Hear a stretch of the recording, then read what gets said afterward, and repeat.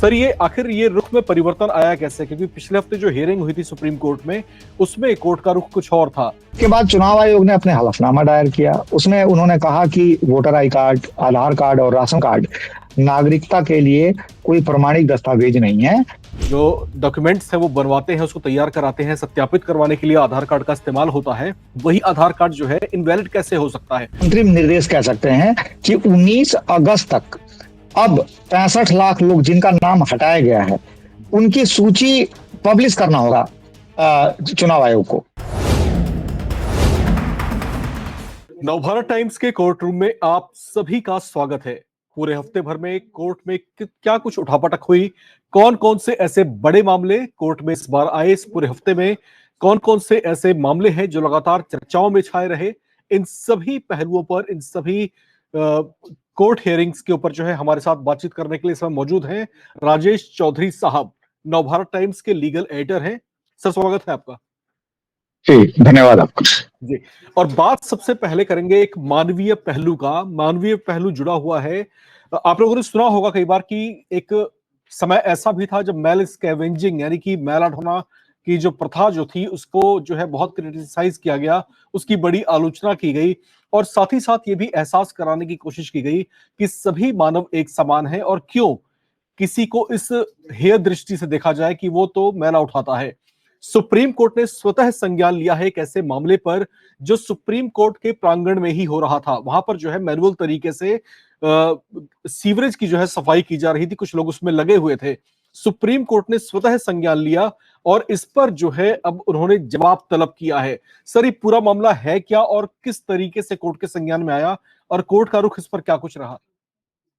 देखिए, मसला ये सुप्रीम कोर्ट में तब उठा जब सुप्रीम कोर्ट को पता चला कि सुप्रीम कोर्ट का जो परिसर है उसके गेट नंबर F पर मैनुअल तरीके से सीवर सफाई हो रही है। इस बात को सुप्रीम कोर्ट ने संज्ञान लिया, गंभीरता से लिया और जो PWD के जो संबंधित अधिकारी हैं उनसे इस अवैध और खतरनाक प्रथा को जारी रखने के संबंध में जवाब मांगा।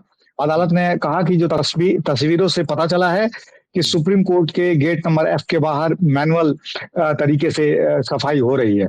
दरअसल 2023 में डॉक्टर बलराम सिंह बनाम स्टेट यूनियन ऑफ इंडिया के केस में सुप्रीम कोर्ट ने मैनुअल स्कैवेजिंग और मैनुअल सीवर सफाई को रोकने के लिए कई निर्देश जारी किए थे और इस मामले की निगरानी या कह सकते हैं कि मॉनिटरिंग जस्टिस सुधांशु धूलिया की अगुवाई वाली बेंच कर रही है।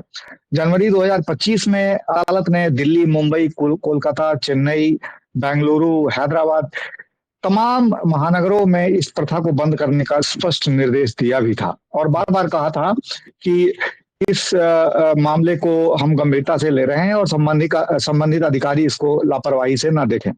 अब बात करते हैं इस समय देश के एक ऐसे ज्वलंत मुद्दे के बारे में जो इस समय बिहार से लेकर के राजधानी दिल्ली तक लगातार बहस का हिस्सा बना हुआ है। बिहार विधानसभा से लेकर के संसद तक में इसकी गूंज सुनाई दी है। हम बात कर रहे हैं बिहार SIR की। ये मुद्दा जो है सुप्रीम कोर्ट में पहुंचा था, इसको चैलेंज किया गया था और फिर अब जो एक बड़ी जो टिप्पणी आई है सुप्रीम कोर्ट की ओर से, आदेश आया है सुप्रीम कोर्ट की ओर से, सुप्रीम कोर्ट ने ये कहा है कि चुनाव आयोग ने जिन 65 लाख लोगों को इसके दायरे से बाहर रखा है, किस वजह से रखा है, इसके पीछे क्या वजहें हैं, उन वजहों को बताते हुए 19 अगस्त तक जो है अपने जवाब को फाइल करें। सर ये आखिर ये रुख में परिवर्तन आया कैसे? क्योंकि पिछले हफ्ते जो हियरिंग हुई थी सुप्रीम कोर्ट में, उसमें कोर्ट का रुख कुछ और था। सुप्रीम कोर्ट ने इसको गैर जरूरी बताया था क्योंकि प्राइमरीली जो अगर देखा जाए तो प्रायोरिटीज इलेक्शन कमीशन की कुछ और थी और क्योंकि इस पूरे काम को एक निर्धारित सीमा तक ही निपटाना है, क्योंकि कुछ महीने बाद चुनाव भी होने वाले हैं बिहार में, तो अचानक ही सुप्रीम कोर्ट के रुख में परिवर्तन आया क्यों और कैसे आ गया? थोड़ा सा इस मामले को चर्चा को आगे बढ़ाने से पहले एक क्रोनोलॉजी को देखते हैं। दरअसल 24 जून 2025 को एक आदेश आता है चुनाव आयोग का कि बिहार में जो मतदाता सूची है उसका विशेष गहन जो पुनरीक्षण होगा, जिसको SIR कह रहे हैं, इसको फिर सुप्रीम कोर्ट में चुनौती दी गई। कोर्ट ने इस मामले में नोटिस भी जारी किया चुनाव आयोग को और नोटिस जारी करते वक्त सुझाव दिया कि जो आपने 11 दस्तावेज रखे हैं उसमें आप आधार कार्ड, राशन कार्ड और वोटर आई कार्ड को भी आप कंसीडर करें जो SIR में।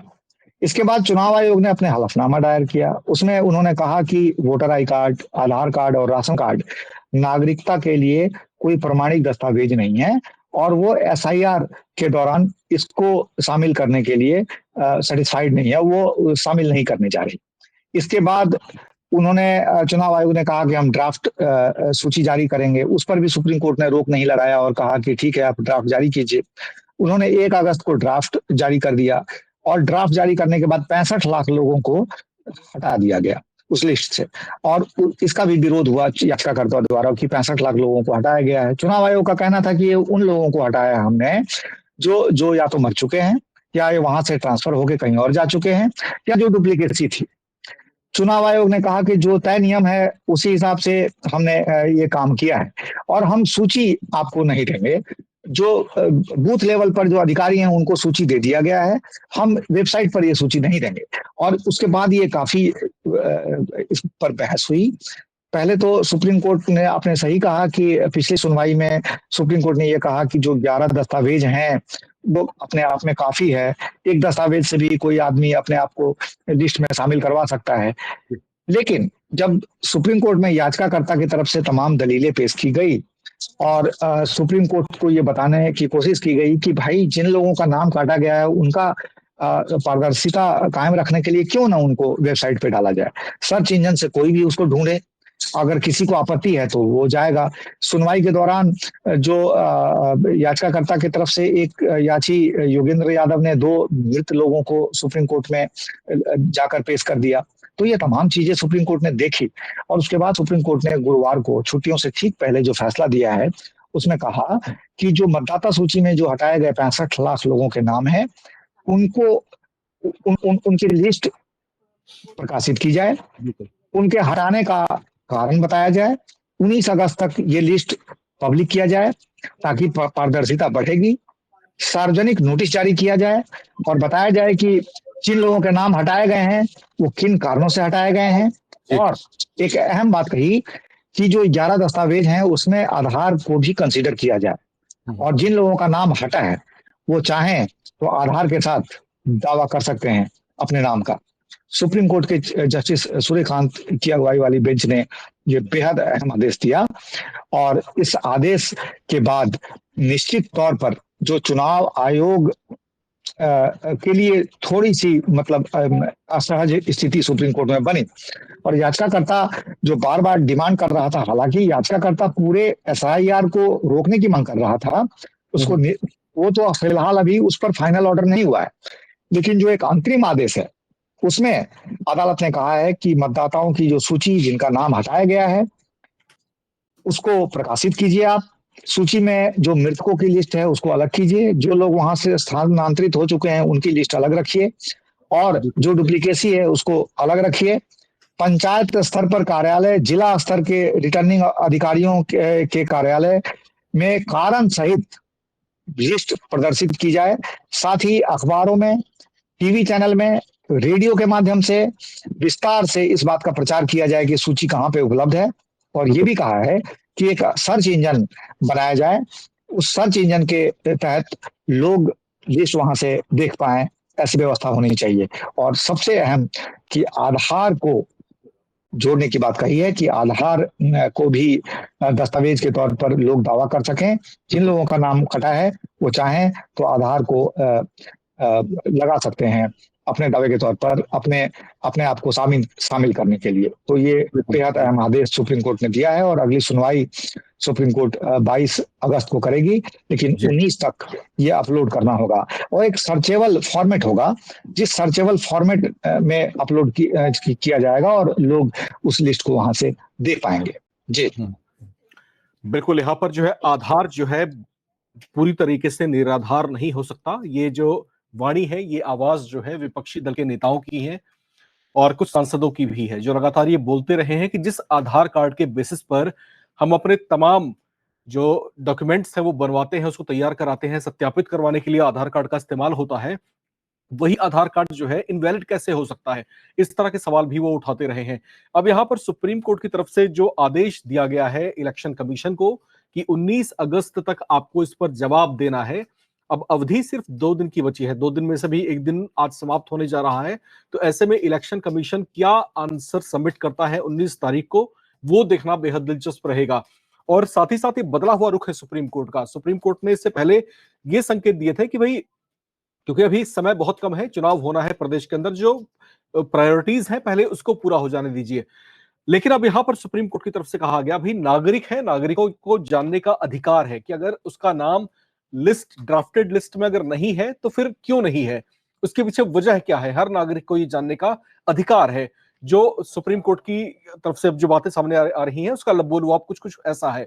तो यहां पर जो है अब कहीं ना कहीं एक कि आशा की किरण विपक्षी दलों में जरूर जगी होगी, ये उम्मीद जरूर जगी होगी कि उनकी बातों को अब सीरियसली कंसीडर किया जा रहा है और इस पर जो है इलेक्शन कमीशन की जवाबदेही तय की जा रही है। यहाँ यहाँ यहाँ एक एक बात जोड़ना चाहूंगा कि देखा जाए तो ये एक अंतरिम आदेश है, अंतरिम निर्देश कह सकते हैं कि 19 अगस्त तक अब 65 लाख लोग जिनका नाम हटाया गया है उनकी सूची पब्लिश करना होगा चुनाव आयोग को।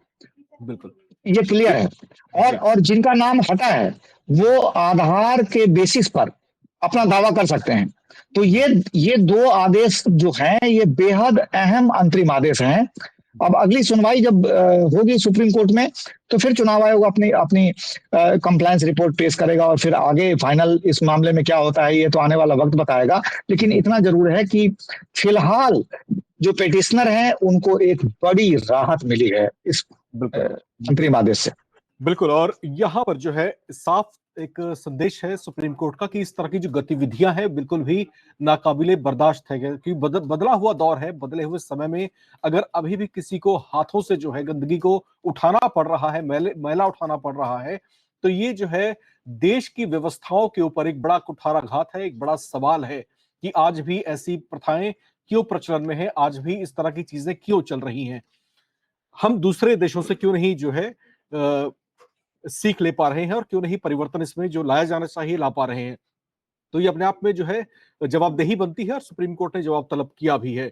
अब बात आगे बढ़ते हैं, मानवीय पहलुओं की है। जब आप शादी करते हैं तो शादी जो है दो लोगों के बीच में जो है एक म्यूचुअल अंडरस्टैंडिंग के अलावा एक जो है एक दूसरे के प्रति स्नेह, प्यार और एक समर्पण भाव होता है। समर्पण भाव इस लिहाज से कि हम जो है एक दूसरे का साथ कभी नहीं छोड़ेंगे, और अगर छोड़ेंगे, अगर ऐसी कोई स्थिति आती भी है तो उसके लिए जो है कानूनी प्रक्रियाएं हैं। लेकिन कुछ ऐसी कुरीतियां जो लगातार दशकों से, सदियों से चली आ रही हैं, मौजूदा दौर में उसकी जो है कोई जगह नहीं है। तलाक ए हसन को लेकर के जो है मामला उठा है और फिर ये मामला सुप्रीम कोर्ट पहुंचा है। एक तरफा तलाक कोई क्यों दे दे, इस पर सवाल है। इस पर जो है सुप्रीम कोर्ट में सुनवाई हुई है। सुप्रीम कोर्ट ने क्या कुछ कहा, हम राजेश चौधरी साहब से इस पर जो है विस्तार से जानना चाहेंगे। सर, सुप्रीम कोर्ट में सोमवार को ये मामला सामने आया था। तलाक़े हसन और अन्य सभी प्रकार के एक तरफा तलाक को असंवैधानिक घोषित करने की याचिका सुप्रीम कोर्ट में दाखिल की गई है और ये कई सारी याचिकाएं हैं जिसमें खुद मुस्लिम महिलाएं भी पक्षकार हैं। तो सुप्रीम कोर्ट ने इस मामले में सुनवाई के लिए सहमति दी है और नवंबर 19 और 20 को इस मामले में विस्तार से सुनवाई की जाएगी। लेकिन इसको जानने की जरूरत है कि एक बार में जो ट्रिपल तलाक है वो सुप्रीम कोर्ट से पहले ही खारिज किया जा चुका है और उसे गैर संवैधानिक करार दिया जा चुका है। एक बार में 3 तलाक जो प्रथा को जो चुनौती दी गई थी वो सारा बानो नामक जो महिला हैं उन्होंने, वो विक्टिम खुद रही हैं, उन्होंने चुनौती दी थी और सुप्रीम कोर्ट ने कहा था कि जो हमारा जो फंडामेंटल राइट है, फंडामेंटल राइट का ये वायलेशन है एक बार में 3 तलाक देना, और सुप्रीम कोर्ट ने इसे गैर संवैधानिक करार देते हुए इसे निरस्त कर दिया था। उसके बाद भारत सरकार ने एक कानून बनाया और एक बार में 3 तलाक दिए जाने वाले मामले में जो भी इस तरीके के आरोपी पति हैं उन पर मुकदमा चलाने और उनको दोषी पाए जाने पर 3 साल तक कैद की सजा का प्रावधान किया। लेकिन साथ ही मुस्लिम कम्युनिटी में और भी तरह के तलाक हैं जो एक्स्ट्रा जुडिशियल तलाक जिसको बोलते हैं, यानी कि न्यायालय से बाहर तलाक दिए जाने की प्रथा है। इसमें तलाक़े हसन काफी प्रचलन में है और इसमें एक बार में 3 तलाक तो नहीं दिया जाता है, लेकिन तलाक़े हसन का जो प्रावधान है उसमें ये कहा गया है कि जो पति है वो एक एक महीने के अंतराल पर 3 महीने तक ये तलाक देगा हर महीने। और इसमें ग्राउंड ये होता है कि इस बीच में अगर इनसे समझौता अगर इनमें हो जाता है तो फिर ये तलाक टल जाता है। लेकिन अगर समझौता नहीं होता है और इस दौरान इस 3 महीने के दौरान पति पत्नी में आपसी संबंध अगर नहीं बनते हैं तो ये तलाक फिर तीसरी बार में प्रभावी हो जाता है। तो लेकिन ये भी पति को ये अधिकार दिया गया है। और इसी तलाक हसन को ये चलन में है मुस्लिम कम्युनिटी में, तो इसको चुनौती दी गई है। और सुप्रीम कोर्ट ने इस मामले में 11 अक्टूबर 2022 को ही सुनवाई के लिए स्वीकार किया था। लेकिन अब इसमें विस्तार से सुनवाई होगी 19 और 20 नवंबर को। एक तरह से देखा जाए तो ये एक एक्स्ट्रा जुडिशियल तलाक का मामला है, यानी कि अदालत से बाहर का ये मसला है।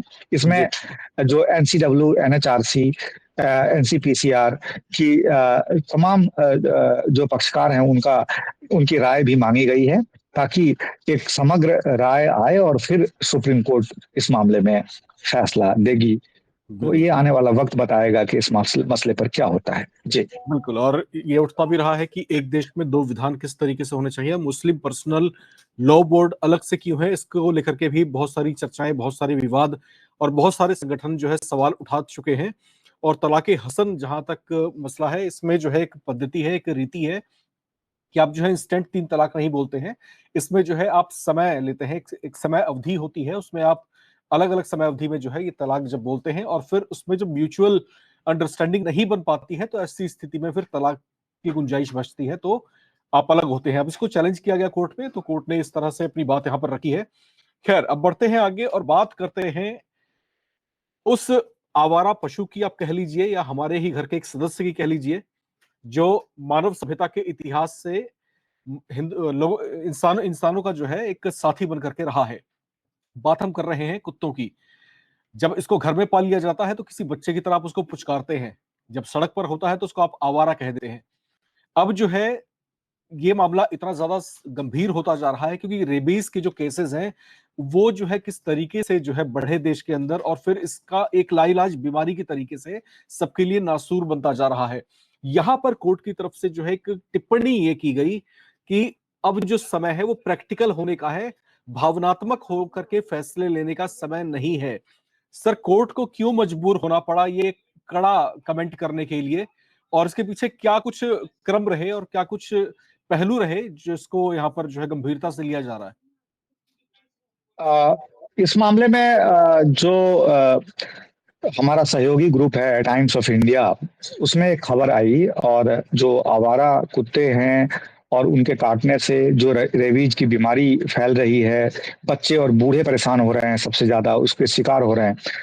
इस मसले को लेकर जो खबर थी उस पर सुप्रीम कोर्ट ने संज्ञान लिया था 28 जुलाई को और कहा था कि हम इस मामले में सुनवाई करेंगे।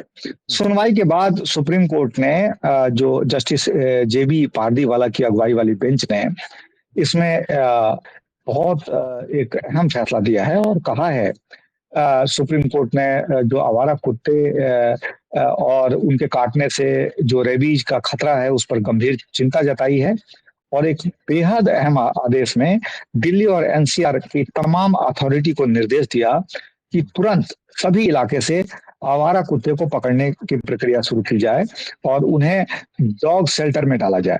यह निर्देश दिल्ली के साथ साथ नोएडा, गुरुग्राम और गाजियाबाद तमाम NCR के जिले में भी लागू होंगे।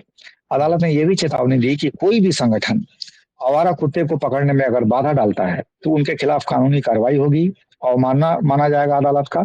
और अदालत ने यह भी कहा कि इसके लिए एक जो कुत्तों को पकड़ने के लिए एक विशेष डेडिकेटेड फोर्स बनाया जाए। और साथ ही सुप्रीम कोर्ट ने यह भी कहा कि इसे डॉग शेल्टर में डाला जाना चाहिए। ऐसा नहीं है कि इनको वैक्सीनेट करके दोबारा से फिर पब्लिक प्लेस में छोड़ा जाए। हालांकि पहले के कई सारे निर्देश सुप्रीम कोर्ट के रहे हैं जिसमें आवारा कुत्तों को वैक्सीनेट करके फिर से उसी इलाके में छोड़ा जाता रहा है जहां वो से उनको पकड़ा जाता है। लेकिन सुप्रीम कोर्ट ने अब की बार जो फैसला दिया है जस्टिस जेबी पारदीवाला और जस्टिस आर महादेवन की बेंच ने, उन्होंने साफ कहा है कि इन कुत्तों को जब पकड़ा जाए तो दोबारा फिर पब्लिक प्लेस में इन्हें न डाला जाए, इन्हें डॉग शेल्टर में रखा जाए। हालांकि डॉग शेल्टर में इनके साथ कोई क्रूरलिटी नहीं होनी चाहिए, कोई अमानवीय व्यवहार नहीं होना चाहिए, और जो निसहाय और कमजोर किस्म के कुत्ते हैं उनको डॉग शेल्टर में भी अलग रखा जाए। उनके खाने पीने की अच्छी व्यवस्था होनी चाहिए, उनके मेडिकल हेल्थ को भी देखा जाना चाहिए। ये सब बातें भी सुप्रीम कोर्ट ने कही है, लेकिन इतना जरूर कहा है कि ये फैसला इस तरीके से लागू हो कि बिना डर के स्वतंत्र तरीके से लोग निर्भय तरीके से सड़कों पर घूम सकें, उन्हें ये बात डर न सताए कि आवारा कुत्ते उन्हें काट लेगा। और कहा कि ये भावुकता का समय नहीं है, प्रैक्टिकल तरीके से इस बात को सोचने की जरूरत है। हालांकि दिल्ली सरकार की तरफ से भारत सरकार के सॉलिसिटर जनरल तुषार मेहता ने साफ कहा था कि अदालत इस मामले के समाधान के लिए हस्तक्षेप करे, और उसके बाद सुप्रीम कोर्ट ने ये लंबा चौड़ा आदेश पारित किया है। और ये भी सॉलिसिटर जनरल ने कहा कि उन्होंने यूट्यूब पर देखा कि किस तरीके से बच्चे रेबीज की बीमारी से मर रहे हैं और माँ बाप निसहाय होते हैं, क्योंकि डॉक्टर के पास भी इलाज नहीं होता है एक बार अगर किसी को रेबीज हो जाए। तो इसके बाद सुप्रीम कोर्ट ने ये बहुत बड़ा ये फैसला दिया कि डॉग शेल्टर बनाया जाए, एक भी कुत्ते बाहर ना रहें, और तमाम म्युनिसिपल कॉर्पोरेशन इस पर एक्शन ले, बच्चे रेबीज के शिकार ना हो, इसके लिए ये निर्देश है। दिल्ली, गुड़गांव, नोएडा, गाजियाबाद सबके लिए निर्देश होगा। हेल्पलाइन भी बनाने के लिए कहा गया है। शिकायत मिलने पर 4 घंटे के भीतर कुत्तों को पकड़ा जाए, ये सब भी कहा गया है। जो बाधा डालेंगे उन पर एक्शन हो, उनके खिलाफ अदालत की अवमानना की कार्रवाई हो। और जो डॉग लवर्स हैं उनके तरफ से भी, और जो जो पीपल फॉर एनिमल ट्रस्ट या और तमाम जो एनिमल राइट्स हैं उनके तरफ से भी दलील देने की कोशिश की गई, लेकिन सुप्रीम कोर्ट ने उस दिन बिल्कुल ही नकार दिया। लेकिन मसला यहाँ खत्म नहीं हुआ। इसके बाद भी सुप्रीम कोर्ट में और सड़कों पर इस बात को लेकर काफी चर्चा गर्म रही, और जो डॉग लवर्स हैं, जो एनिमल राइट्स को प्रोटेक्ट करने वाले लोग हैं, उन्होंने कहा कि इस तरीके से जो आदेश हुआ है वो कुत्तों के साथ अत्याचार होगा, तमाम बातें कही।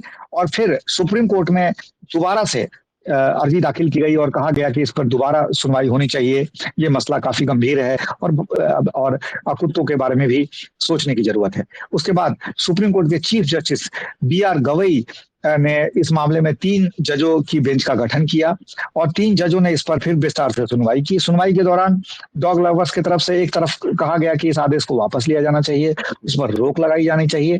दूसरी तरफ सरकार अदालत के फैसले के साथ नजर आई।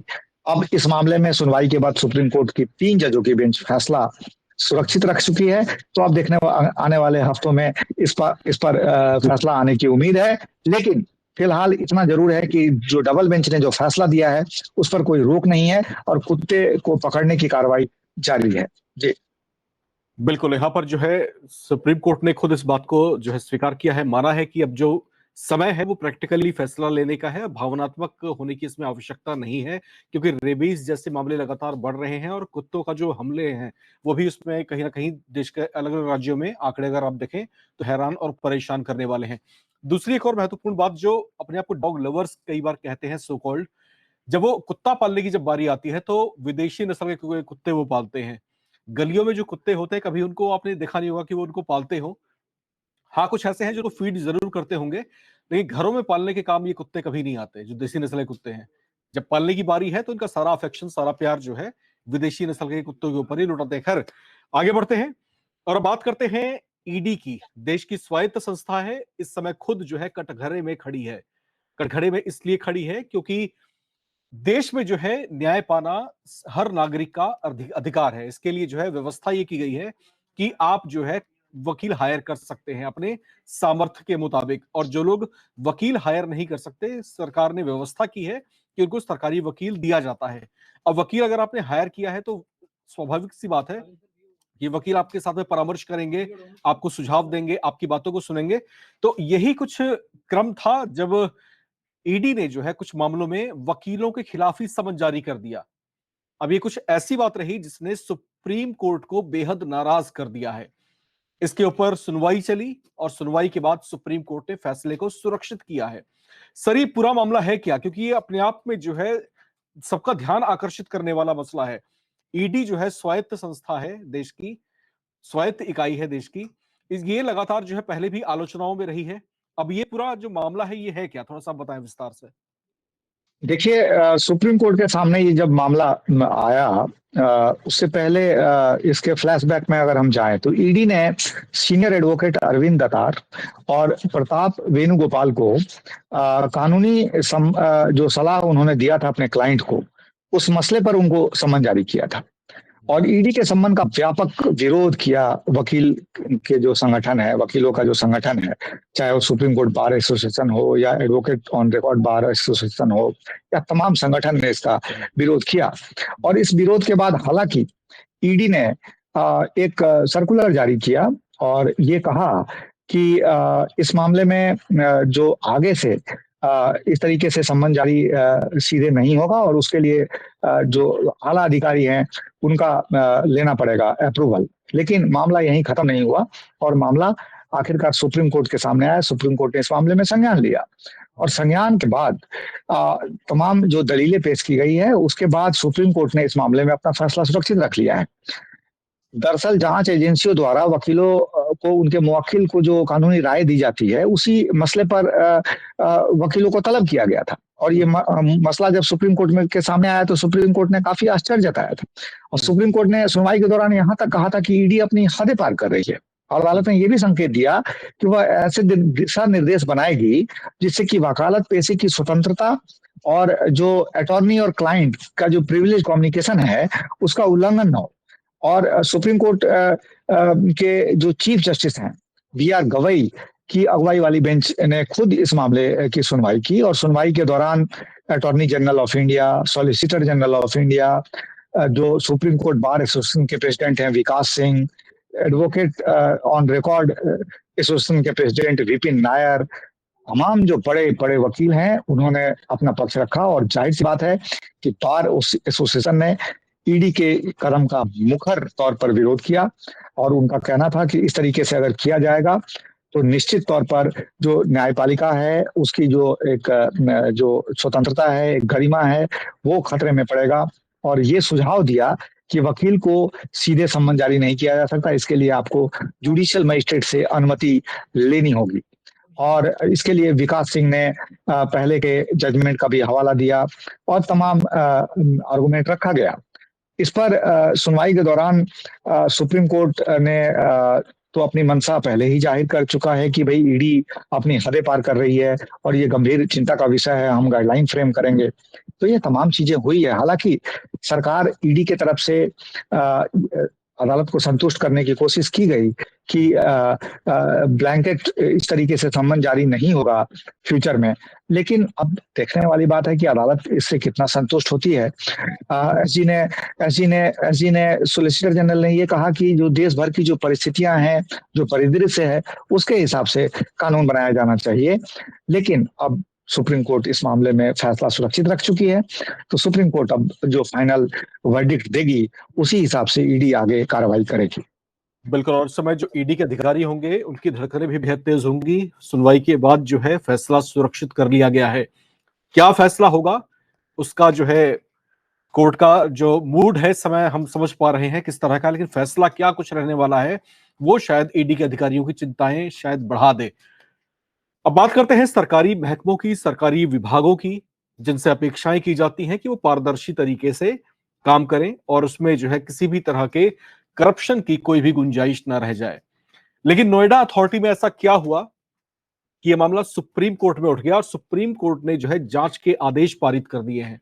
सर, नोएडा अथॉरिटी पहले भी कई बार विवादों में रहा है और कई बार जो है सुर्खियों में छाया रहा है। इस बार ऐसा क्या हुआ कि सुप्रीम कोर्ट ने जो है जांच के आदेश दे दिए हैं? ये मामला बेहद अहम है। असल में ये मामला सुप्रीम कोर्ट के सामने एक रिपोर्ट पेश की गई है। उस रिपोर्ट के बाद ये सुप्रीम कोर्ट ने फैसला दिया है। सुप्रीम कोर्ट ने नोएडा प्राधिकरण के कामकाज में अलग अलग तरह की कमियों को उठाने वाली एक विशेष जांच दल एसआईटी की रिपोर्ट पर विचार करने के बाद काफी अहम आदेश पारित किया और भूमि अधिग्रहण मुआवजे में ज्यादा भुगतान और अधिकारियों और जमीन मालिकों के बीच जो कथित मिलीभगत है उस मामले में प्रारंभिक जांच के आदेश दिए।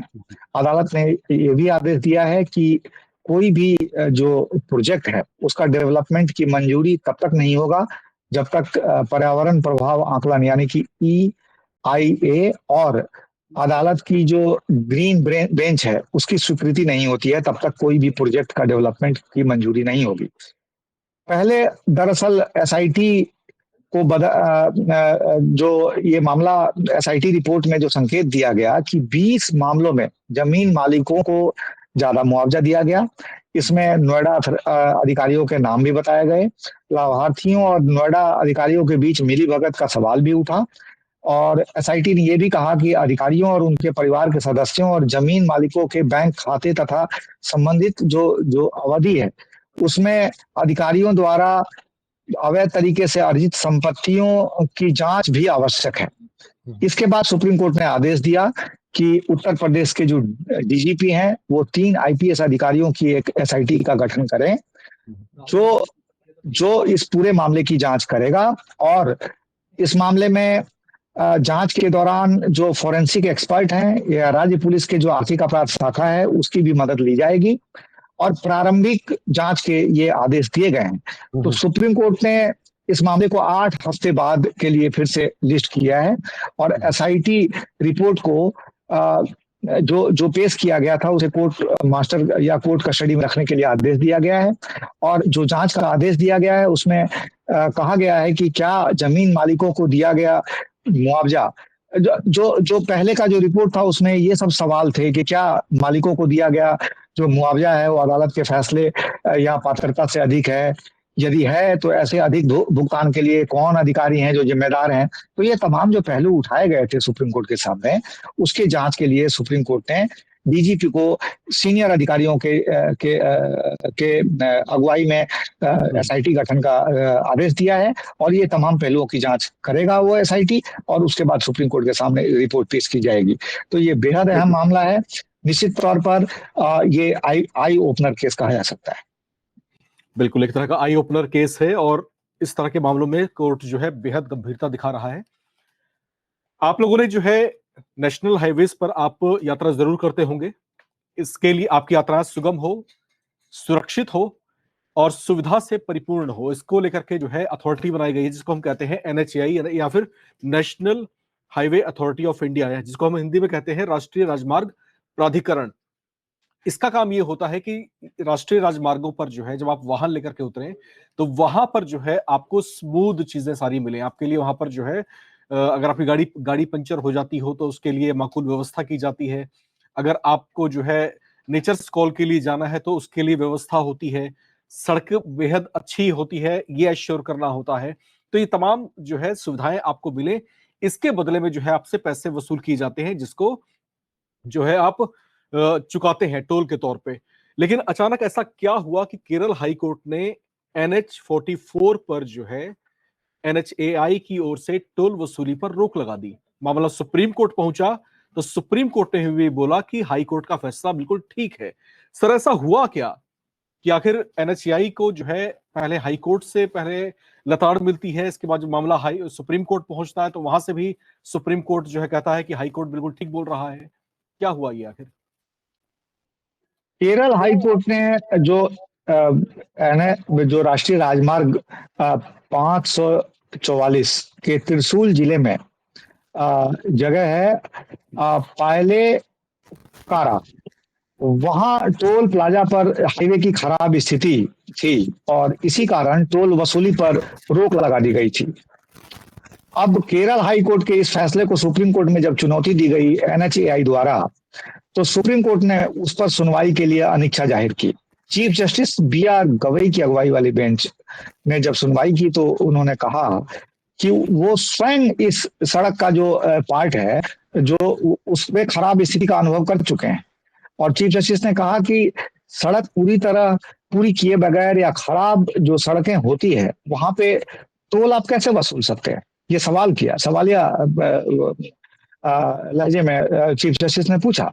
और उन्होंने कहा कि इस सड़क पर उनको खुद कई बार यात्रा करने का मौका मिला और खराब स्थिति से वो अवगत है। हालांकि एनएचएआई की तरफ से तुषार मेहता ने कहा कि मुख्य रूप से हाई कोर्ट की जो टिप्पणी है उसमें वो टिप्पणी से आपत्ति है कि जो रियायतधारी हैं टोल वसूली पर रोक से हुए नुकसान की भरपाई एनएचएआई से कर सकता है। तुषार मेहता ने कहा कि मेरी चिंता यह है कि वे यानी कि रियायतधारी एनएचएआई से वसूली करेंगे जबकि सड़क के रखरखाव की जिम्मेदारी उनकी है। लेकिन चीफ जस्टिस इन दलीलों से संतुष्ट नजर नहीं आए। उन्होंने कहा कि जब सड़क इतनी खराब है, मुझे खुद वहां पे यात्रा करने का मौका मिला है, आप लोग टोल तो लेते हैं, सेवाएं क्यों नहीं देते हैं? जस्टिस चंद्रन ने कहा कि सर्विस रोड का रखरखाव ठीक नहीं है। तो ये तमाम सवाल सुप्रीम कोर्ट ने उठाए और सुप्रीम कोर्ट ने कहा कि ये मसला जो जस्टिस चंद्रन है उन्होंने कहा कि जो एक जो मलयालम समाचार रिपोर्ट है उसमें ये भी कहा गया कि किस तरीके से लोग वहां पे प्रदर्शन कर रहे हैं और टोल बूथ पर ट्रैफिक जैम के कारण लोग परेशान हो रहे हैं। तो ये तमाम सवाल, वहां पे बड़ा लंबा जाम लगता है, सड़कों की स्थिति ठीक नहीं है, एम्बुलेंस निकल नहीं पाती, ये तमाम समस्याएं हैं। और हाई कोर्ट ने इस मामले में जो 4 हफ्ते की रोक लगाई है टोल पर, उसमें उसके बाद एनएचएआई अपील में आ गया। तो सुप्रीम कोर्ट ने कहा कि आप अपील में अपने टाइम को वेस्ट मत कीजिए और कहा कि आप काम कीजिए, सड़कों को पूरी तरह से ठीक किए बगैर या खराब सड़कों पर आप टोल वसूली कर रहे हैं, ये कैसे कर रहे हैं? और ये तमाम सवाल उठाया सुप्रीम कोर्ट ने। तो सुप्रीम कोर्ट से बहुत ज्यादा इस मामले में जो एनएचएआई उम्मीद कर रही थी वो उनको वहां से झटका लगा है एक तरह से। बिल्कुल, वहां से वो रियायत उनको नहीं मिल पाई है। बहरहाल इस पूरे हफ्ते में कोर्ट के अंदर में क्या कौन कौन से महत्वपूर्ण मसलों के ऊपर, किन मुद्दों के ऊपर जो है बहस हुई, चर्चा हुई, इलेक्शन कमीशन ने क्या कुछ कहा या फिर सुप्रीम कोर्ट की तरफ से जो है क्या कुछ जो है निर्देश पारित किए गए या फिर क्या किस तरह के वर्डिक्ट्स आए, इन तमाम मामलों के ऊपर जो है हमारे साथ बातचीत कर रहे थे राजेश चौधरी साहब, नवभारत टाइम्स के लीगल एडिटर हैं। सर बहुत बहुत शुक्रिया आपका, हमारे साथ जुड़े आप। और धन्यवाद जी। और इस समय जो तमाम दर्शक हमें देख रहे हैं उनके सुझावों का भी तहे दिल से स्वागत है। अगर आपको लगता है कि किसी खास पहलू के ऊपर जो है इसमें जो है हमको ऐड ऑन करना चाहिए या फिर किसी और चीज को इसमें जो है शामिल किया जाना चाहिए, अपने सुझाव आप लिख करके हमें जरूर भेजें। बहरहाल नवभारत टाइम्स के कोर्ट रूम में आज के लिए इतना ही। बाकी अपडेट्स के लिए आप लगातार बने रहें और देखते रहें नवभारत टाइम्स।